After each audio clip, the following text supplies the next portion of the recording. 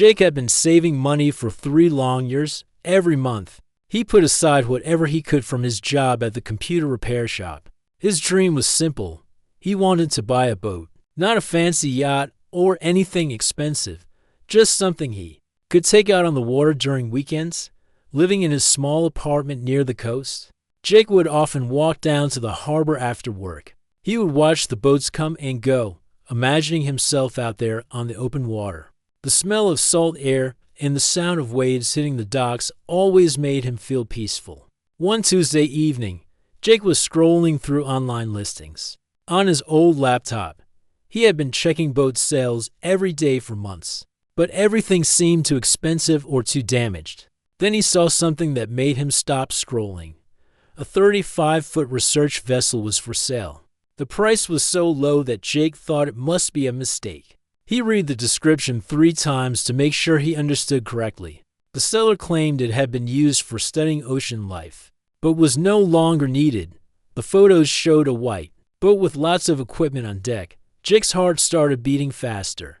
This was exactly what he had been looking for, and the price was within his budget. He quickly typed a message to the seller, trying not to sound too excited. Within an hour, he got a reply from someone who called himself Dr. Peterson. The doctor's message was short and direct. He said the boat was available and they could meet the next evening at Newport Harbor. Jake would need to bring cash, and they would handle the paperwork quickly. Something about the message felt rushed, but Jake didn't want to lose this opportunity. The next day at work, Jake could barely concentrate. His coworkers noticed he seemed distracted, but he didn't tell them about the boat. He had learned not to get his hopes up too high when it came to deals. That seemed too good to be true. After work, Jake drove to the bank and withdrew the money he had saved. Holding that much cash made him nervous, but he was determined to make this purchase. He had waited too long to let this chance slip away. Newport Harbor was busy with evening fishing boats returning from their day trips. Jake parked his car and walked along the docks looking for the research vessel. The fog was starting to roll in from the ocean, making everything look mysterious and gray. He found the boat tied up at the far end of the harbor, away from the main activity. Even in the dim light, Jake could see it was in much better condition than he had expected. The hull looked solid, and all the equipment on deck appeared to be well maintained. A tall man in a heavy coat approached him. "Are you Jake?" the man asked, looking around nervously. His voice was quiet, almost like he didn't want anyone else to hear. "Yes, that's me, Dr. Peterson," Jake replied, extending his hand for a handshake. The man nodded but didn't take his hand. Instead, he pulled out a set of keys and some papers. "Everything you need is here. The boat is fully fueled and ready to go. All the equipment stays with the vessel." Jake looked at the papers quickly. Everything seemed to be in order, but he noticed the man kept checking his watch and looking back toward the parking area. "Is everything okay?" Jake asked. Fine. Just need to complete this transaction quickly. I have another appointment tonight." Dr. Peterson's answer didn't sound convincing, but Jake was too excited about the boat to worry much about it. They completed the paperwork in less than 10 minutes. Jake handed over the cash, and Dr. Peterson gave him the keys and registration documents. "Take good care of her," the doctor said, then walked quickly back toward the parking area without looking back. Jake stood alone on the dock, holding the keys to his new boat. The fog was getting thicker, and most of the other boats were empty. Now, he decided to spend the night on board to get familiar with his new purchase. Stepping onto the deck, Jake felt a surge of excitement. This was really happening. He was finally a boat owner.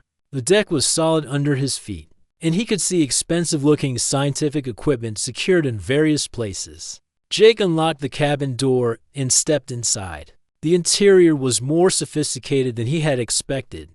There were computers, monitoring equipment, and what looked like a small laboratory area. Everything was clean and organized, as if the previous owner had taken very good care of the vessel. He found the sleeping quarters and set up his sleeping bag on one of the bunks. The cabin felt comfortable and secure, even with the fog swirling. Outside, Jake made himself a simple dinner using the boat's small kitchen area. As he ate, he explored more of the interior. There were storage compartments everywhere, some locked and some open. The open ones contained normal boat supplies, ropes, tools, safety equipment.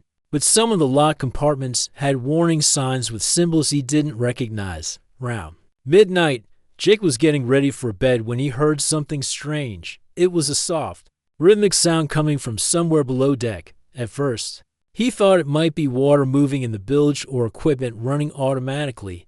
He grabbed a flashlight and went to investigate. The sound seemed to be coming from the lower level of the boat, near the engine room. Jake had expected to hear normal boat noises, creaking, water movement, maybe some electrical humming. But this was different. The sound was almost musical, like someone humming a tune very quietly. It would stop for a few seconds, then start again.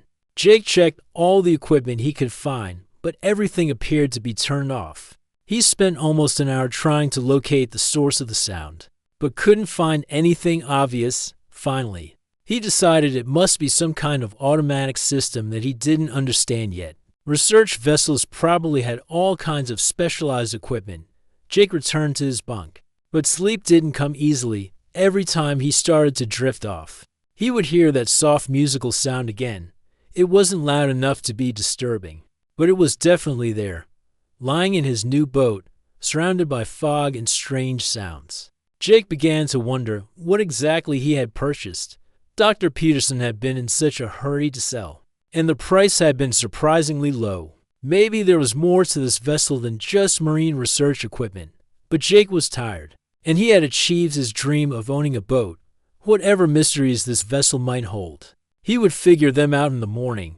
For now, he was content to listen to the gentle rocking of the waves and the mysterious sounds that seemed to be coming from deep within his new home on the water. The fog grew thicker through the night, wrapping around the boat like a blanket. Jake finally fell asleep to the rhythm of the waves and those strange, musical sounds that seemed to be calling from somewhere in the depths of his new vessel.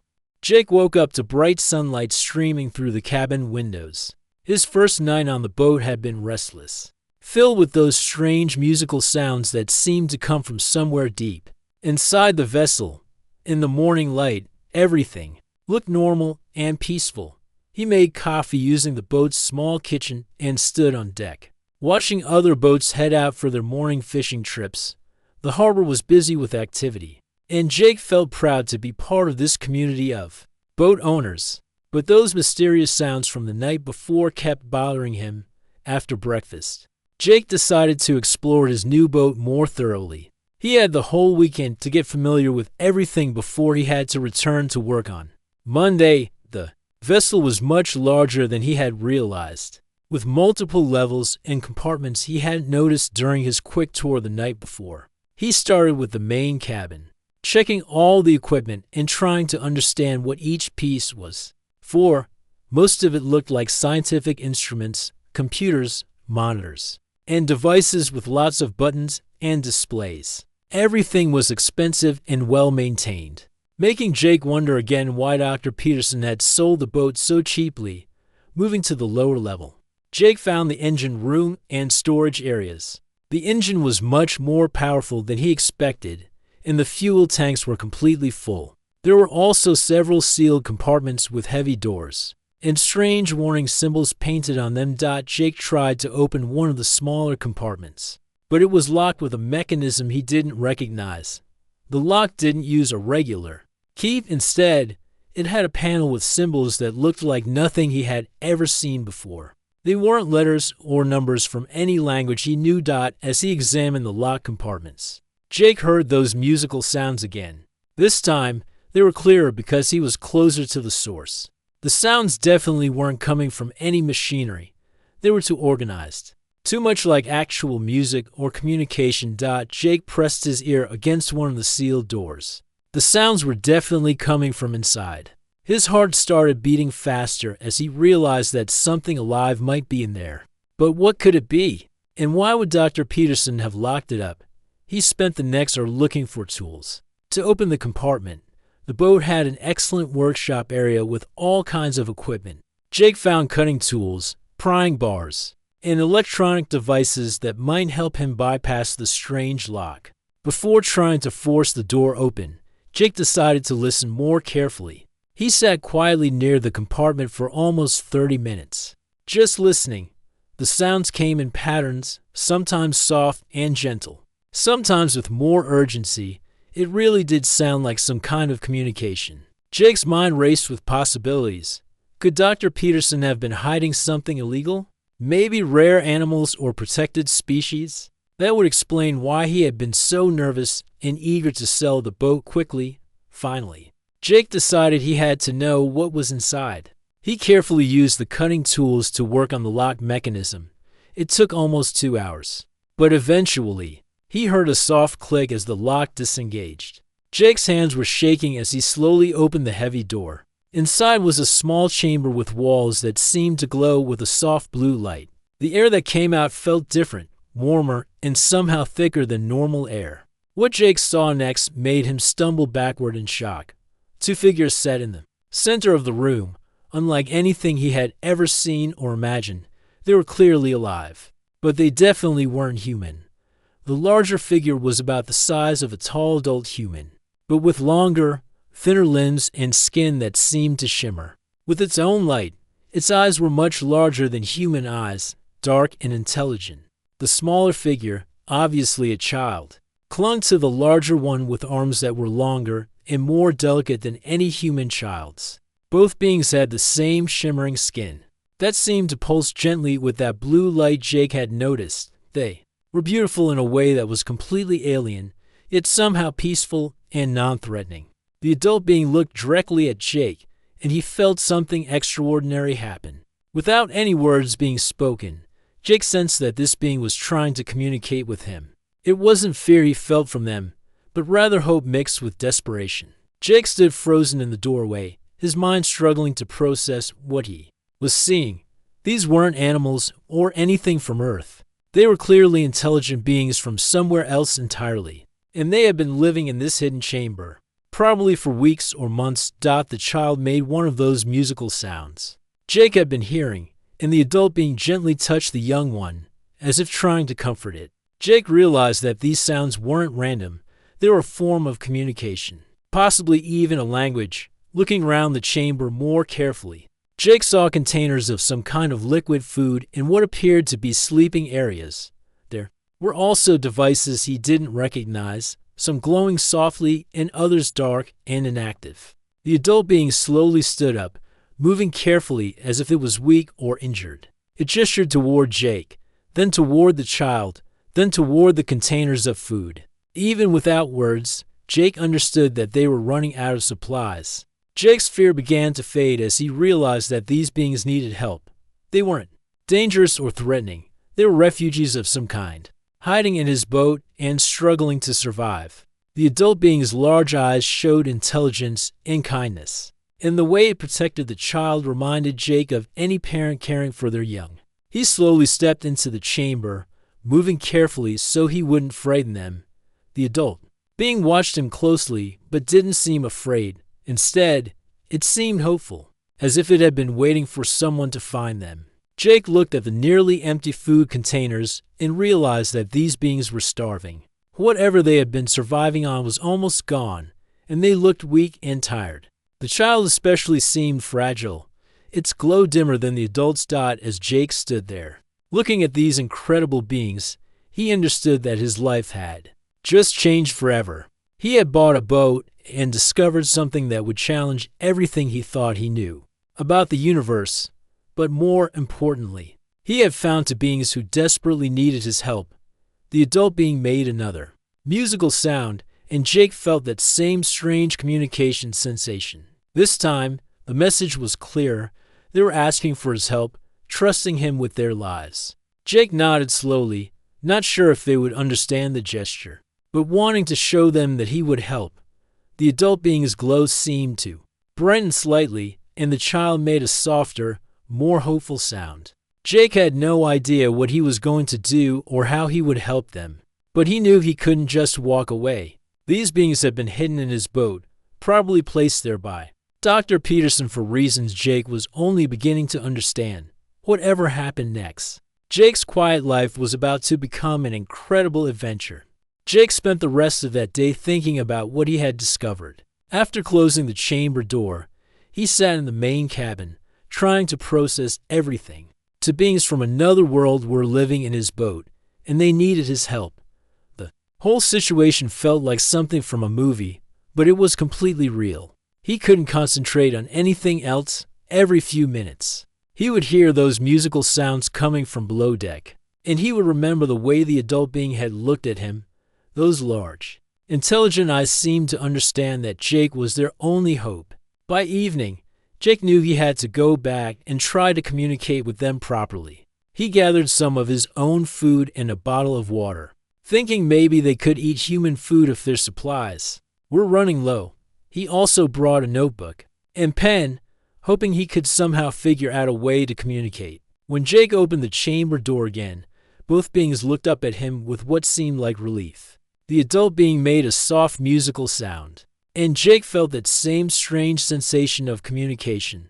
This time, the feeling was one of gratitude. Jake slowly entered the chamber and sat down near the entrance, trying to appear as non-threatening as possible. He placed the food and water on the floor between them and gestured that they could have it.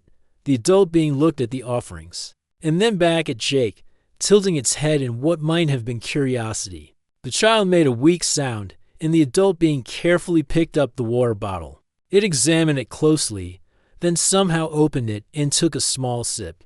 Jake watched as the being's expression changed. It seemed surprised, then pleased. The water was apparently safe for them to drink. Encouraged by this success, Jake opened his notebook and began to draw simple pictures. He drew a stick figure of himself, then pointed to himself. Then he drew rough pictures of the two beings and pointed to them. The adult being watched carefully, and Jake could see understanding in its eyes. The being gestured for Jake to give it the pen, with movements that seemed awkward at first. It began to draw on the paper. Its drawing was much more detailed than Jake's stick figures. It drew what looked like a planet with two moons, then a ship traveling through space, then the ship falling into water. Jake stared at the drawings, beginning to understand their story. These beings had come from another planet, traveling in some kind of spacecraft. Something had gone wrong, and they had crashed into Earth's ocean. The adult being continued drawing, showing figures in water, then a human figure helping them, then the interior of the boat where they were now hiding. Dr. Peterson, Jake said out loud, pointing to the human figure in the drawing. The adult being made a sound that might have been agreement. The doctor had found them after their crash, and had been hiding them in his research vessel. That explained why he had been so nervous when selling the boat. He had been trying to get them to safety. Over the next few hours, Jake learned more about their situation through a combination of drawings, gestures, and those strange feelings of communication. The beings could somehow project their thoughts and emotions, making Jake understand things without words. The adult being, who Jake began thinking of as Luna because of her gentle, moonlight glow, had been traveling with her child when their ship malfunctioned. The child, who Jake called Melody because of the musical sounds it made, had been injured in the crash. Both of them were slowly getting sicker because they needed specific things to survive that weren't available on Earth. Jake learned that their ship was somewhere on the ocean floor, too damaged to repair and too deep for them to reach. Dr. Peterson had been trying to help them, using his knowledge of ocean chemistry to find substitutes for the minerals they needed. But his resources were limited, and he was afraid of being discovered by the government when government boats started appearing in the area, doing sonar searches that might have detected their crashed ship. Dr. Peterson panicked. He decided the only way to keep Luna and Melody safe was to put them on his boat and sell it to someone who might be willing to help them. Jake felt overwhelmed by this responsibility. He was just a regular guy who repaired computers for a living. What did he know about helping beings from another planet? But looking at Melody, who was clearly getting weaker, Jake knew he had to try. Luna showed him the containers of food they had been eating. The liquid inside was almost gone, and what remained had a strange, stale smell. She gestured to herself and to Melody, then made a motion that Jake interpreted as eating. They were starving, through more drawings and gestures. Luna explained that they needed specific minerals and elements to survive. She drew symbols that looked like chemistry notations, though Jake didn't understand most of them. She also showed him some of the devices in the chamber, indicating that they were medical equipment designed to help them stay healthy. Jake realized that several of the devices had stopped working. Their glow had faded, and they no longer responded when Luna touched them. Without these machines, both beings were slowly dying. The next morning, Jake called in sick to work. He spent the entire day researching everything he could find about chemistry, minerals, and anything that might help him understand what Luna and Melody needed. He used the boat's computer system, which turned out to be much more advanced than he had first realized. Hidden in the computer's files, Jake found research notes that Dr. Peterson had left behind. The doctor had been studying Luna and Melody's physiology, trying to find ways to help them survive on Earth. His notes mentioned specific chemical compounds and where they might be found. Jake also found video logs where Dr. Peterson explained his dilemma. The doctor had been genuinely trying to help the beings, but he was terrified of what would happen if the military or government discovered them. He believed Luna and Melody would become test subjects, studied and possibly harmed in the name of science.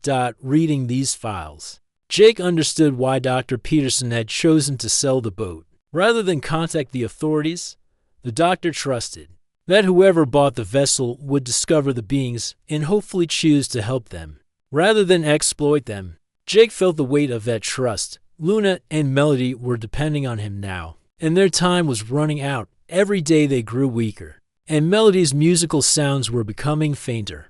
Jake had to find a way to get the materials they needed, and he had to do it quickly. That evening, Jake sat with Luna and Melody in their chamber, sharing a simple meal of bread and water. Luna had learned to eat some human food, though she was careful to test everything first. Melody was too weak to eat much, but Luna encouraged the child to drink small amounts of water. As Jake watched them together, he was struck by how much they were like any parent and child. Luna was patient and caring, always putting Melody's needs first. Melody trusted Luna completely, seeking comfort in her presence. Jake made a decision that night. He would do everything in his power to help these beings survive. He didn't know how he would manage it, but he couldn't let them die. They had already been through so much, and they deserved a chance to live. Luna seemed to sense his determination. She placed her hand on his arm, and Jake felt a wave of gratitude and hope. For the first time since their meeting, he sensed that Luna believed they might actually survive this ordeal. Jake had found more than just aliens in his boat. He had found two beings who needed his help, and in helping them, he was discovering strength and purpose he never knew he had. Jake woke up on Monday morning knowing he couldn't go to work. Melody had gotten much worse during the night, her soft glow barely visible anymore. Luna was clearly worried, staying close to her child and making gentle sounds to comfort the young. Jake called his boss and explained that he had a family emergency. It wasn't exactly a lie. Luna and Melody had become like family to him, and this was definitely an emergency. He promised to return as soon as possible, but he knew that might be weeks or even months away. Using Dr. Peterson's research notes, Jake began to understand exactly what Luna and Melody needed to survive. They required specific minerals that existed on Earth but were incredibly rare and expensive. The most critical element was a special type of copper that could only be found in certain deep ocean deposits. Jake spent the entire day making phone calls to mining companies, chemical suppliers, and research facilities. Most of them either didn't have what he needed or quoted prices that were far beyond his budget. The few companies that did have the right materials wanted to know exactly why he needed them, and Jake couldn't tell them the truth. By evening, Jake had managed to locate some of the needed minerals, but the costs were enormous. He would have to spend every penny he had saved, plus borrow money he wasn't sure he could ever pay back. But looking at Melody, who was now too weak to make her musical sounds, Jake knew he had no choice. The next morning, Jake went to his bank and withdrew his entire savings account. The bank manager was concerned about such a large cash withdrawal, but Jake insisted it was for an important investment. He then drove to 3 different precious metal dealers, buying small amounts of rare elements from each one. Jake also sold his car, his computer, and anything else valuable he owned. His neighbors thought he was having financial troubles, but Jake couldn't explain that he was actually trying to save 2 lives that were more precious than anything he owned. The hardest part was finding the special copper that Luna and Melody needed most. This wasn't something available at normal suppliers. Jake spent hours researching until he found a small company in California that specialized in rare materials for space research. When Jake called the company, he spoke to a scientist named Dr. Williams. The doctor was curious about why Jake needed such an unusual material, and Jake had to come up with a believable story about a private research project. Dr. Williams agreed to sell him the copper, but only if Jake could prove he was conducting legitimate scientific work. Jake drove through the night to reach the company's laboratory. He brought some of the advanced equipment from his boat, hoping it would convince Dr. Williams that he was a serious researcher. The plan worked. The doctor was impressed by the sophisticated technology and agreed to provide the copper dot, but Dr. Williams wanted to know more about Jake's research. The scientist had spent years studying rare minerals and had never seen equipment as advanced as what Jake showed him. Jake had to think quickly, explaining that he was working on a classified project involving deep ocean exploration.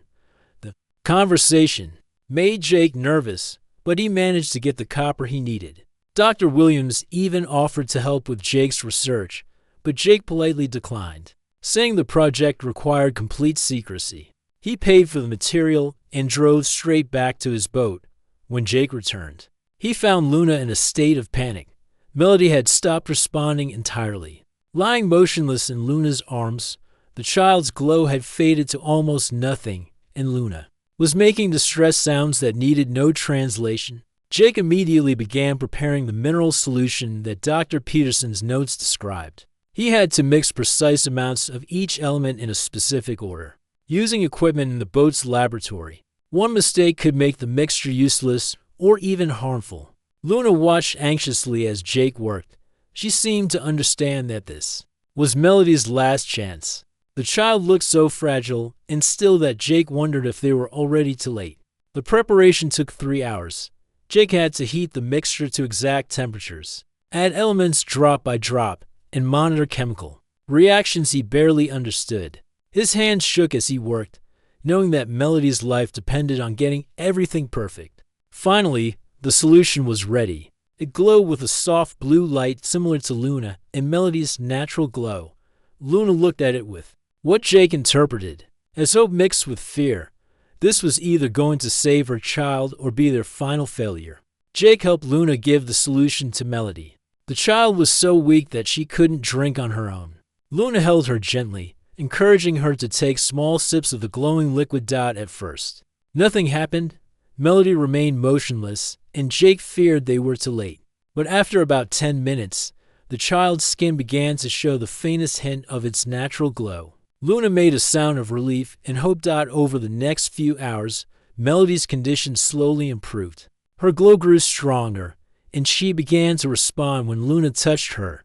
By evening, the child was able to make weak musical sounds. The first Jake had heard from her in days. Luna's gratitude was overwhelming. She communicated to Jake that he had saved her child's life, and that she would never forget what he had done. Jake felt proud but also exhausted. The stress of the past few days had taken its toll on him, but Jake's relief was short-lived. While preparing the mineral solution, he had noticed something troubling in Dr. Peterson's research notes. The treatment would help Melody recover, but it was only temporary. Without ongoing access to these rare minerals, both Luna and Melody would slowly weaken again. Jake realized that he had only bought them time. To keep Luna and Melody alive long-term, he would need to find a permanent solution. The minerals were too expensive to buy regularly, and he couldn't keep selling his possessions to pay for them. As Jake watched Luna caring for Melody, who was now strong enough to sit up and eat on her own, he knew he had to find another way. These beings had already lost their home planet and their spacecraft. They deserved a chance at a real future, not just a temporary reprieve. Jake began studying Dr. Peterson's research more carefully, looking for alternatives. The doctor had been working on synthetic versions of the minerals Luna and Melody needed. If Jake could figure out how to make these substitutes, he might be able to keep them healthy without bankrupting himself. The boat's laboratory was equipped with sophisticated equipment that Jake was only beginning to understand.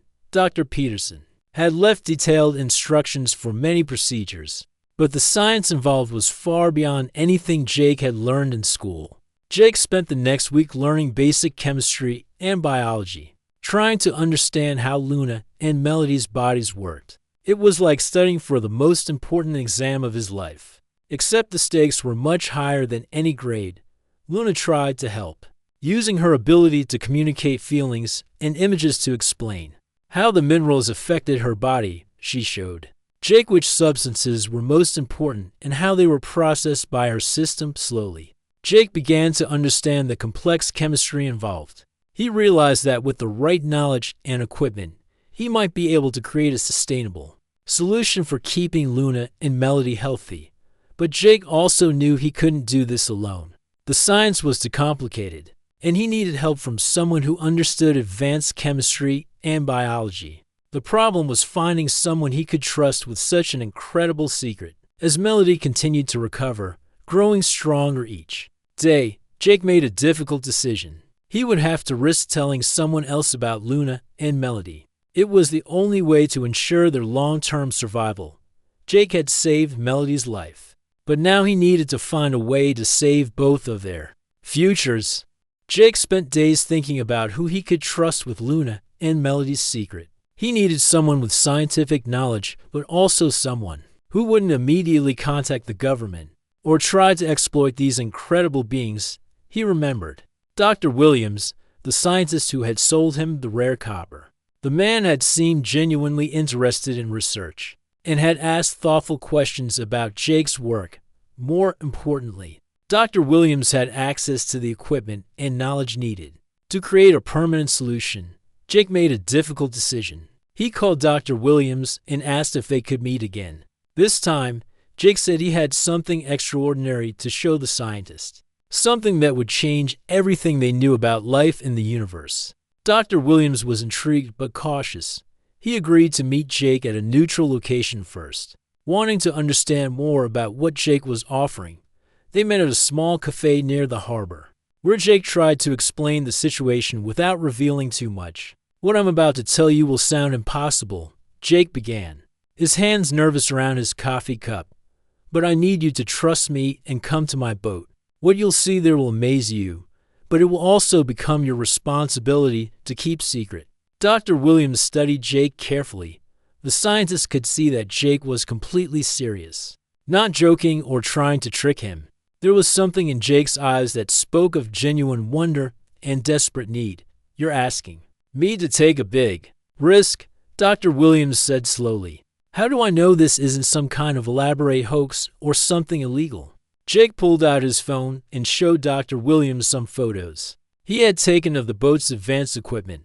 The scientist's eyes widened as he recognized technology that was far beyond anything currently available on Earth. "Where did you get this equipment?" Dr. Williams asked, his scientific curiosity clearly aroused. "That's what I need to show you," Jake replied. "But I need your word that you'll keep this secret, no matter what you see." "Lives depend on it," Dr. Williams agreed, and they drove together to Jake's boat. As they walked down the dock, Jake felt his heart pounding. He was about to share the most important secret of his life with someone he barely knew. When they reached the boat, Jake led Dr. Williams to the hidden chamber. Luna and Melody were both much stronger now, thanks to the mineral treatments Jake had been giving them. Luna looked up when the door opened, and Jake could sense her nervousness about meeting another human. Dr. Williams stopped in the doorway, his mouth falling open in shock. He stared at Luna and Melody for a long moment, his scientific mind struggling to process what he was seeing.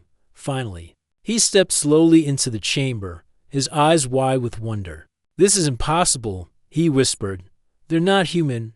They're not from Earth." Jake nodded. watching as Dr. Williams approached Luna and Melody with the careful respect of a true scientist.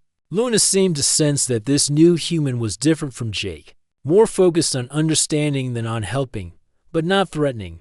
Over the next few hours, Jake explained everything to Dr. Williams. He told the story of buying the boat, finding Luna and Melody, and learning about their desperate need for specific minerals. He showed Dr. Williams all of Dr. Peterson's research notes and explained how he had been keeping the beings alive. Dr. Williams was fascinated by every detail. As a scientist, he understood immediately how significant this discovery was, but he also recognized the danger these beings faced if their existence became known to the wrong people. "You did the right thing by keeping them secret," Dr. Williams told Jake. "If the military or government found out about them, they would become test subjects. They'd spend the rest of their lives in laboratories." Together, Jake and Dr. Williams began working on a permanent solution for Luna and Melody's survival. Dr. Williams had access to advanced laboratory equipment and the knowledge needed to create synthetic versions of the minerals they required. The work was complex and time-consuming.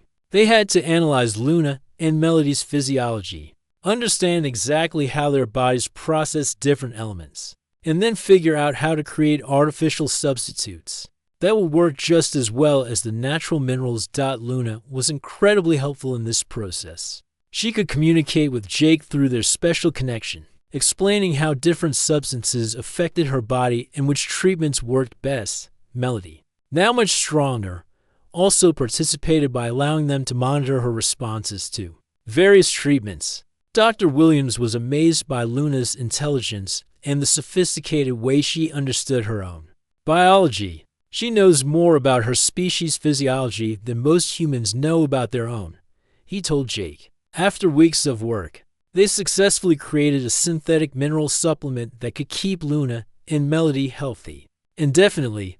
The process was expensive, but not nearly as costly as buying rare natural minerals. More importantly, they could produce it themselves using Dr. Williams' laboratory equipment. But as Luna and Melody grew stronger, Jake faced a new dilemma. Through their communication, Luna had explained that she and Melody were not the only survivors from their planet. Other ships had escaped the disaster that destroyed their homeworld, and they were scattered across the galaxy. Luna's ship had been equipped with long-range communication devices that could contact other survivors if they could repair some of the technology from her crashed spacecraft. Luna might be able to reach others of her kind. Jake and Dr. Williams discussed the situation carefully. They could continue keeping Luna and Melody safe on Earth, but the two beings would be alone forever, the only members of their species on this planet. Or they could help Luna repair her communication equipment and possibly find a way for her to rejoin other survivors. The decision was ultimately Luna's to make. Through their special communication, she explained her feelings to Jake. She was grateful for everything he had done and had grown to care about him like family. But she also missed her own people and wanted Melody to grow up among others of their kind. Jake understood. As much as he had come to love Luna and Melody, he knew they needed to be with their own species. It wouldn't be fair to keep them isolated on Earth, no matter how safe they were. Working together, Jake and Dr. Williams began the complex process of repairing Luna's communication equipment. Much of the technology was beyond their understanding, but Luna was able to guide them through the process. The work took months. They had to salvage parts from the crashed spacecraft, which meant dangerous dives to the ocean floor. They also had to learn to work with alien technology that operated on principles completely different from anything on Earth. Finally, they succeeded in creating a working communication device. Luna's excitement was obvious as she activated the equipment and began sending signals across space. She was reaching out to other survivors, hoping to find others of her kind. The response came faster than anyone expected. Within days, Luna received signals from other ships and distant star systems. Her people were alive, and they were looking for survivors just as she was. Luna learned that a group of her people had established a new colony on a planet in a nearby star system. They had been searching for other survivors and were overjoyed to learn that Luna and Melody were alive, but the rescue would not be easy. Luna's people could send a ship to Earth, but it would take months to arrive. Until then, Luna and Melody would have to remain hidden, and Jake would have to continue protecting them. Jake felt mixed emotions about the approaching rescue. He was happy that Luna and Melody would be reunited with their people, but he was also sad about losing them. They had become an important part of his life, and he would miss them deeply. Luna sensed Jake's feelings and communicated her gratitude. To him, she let him know that she would never forget what he had done for them, and that he would always be considered family by her people.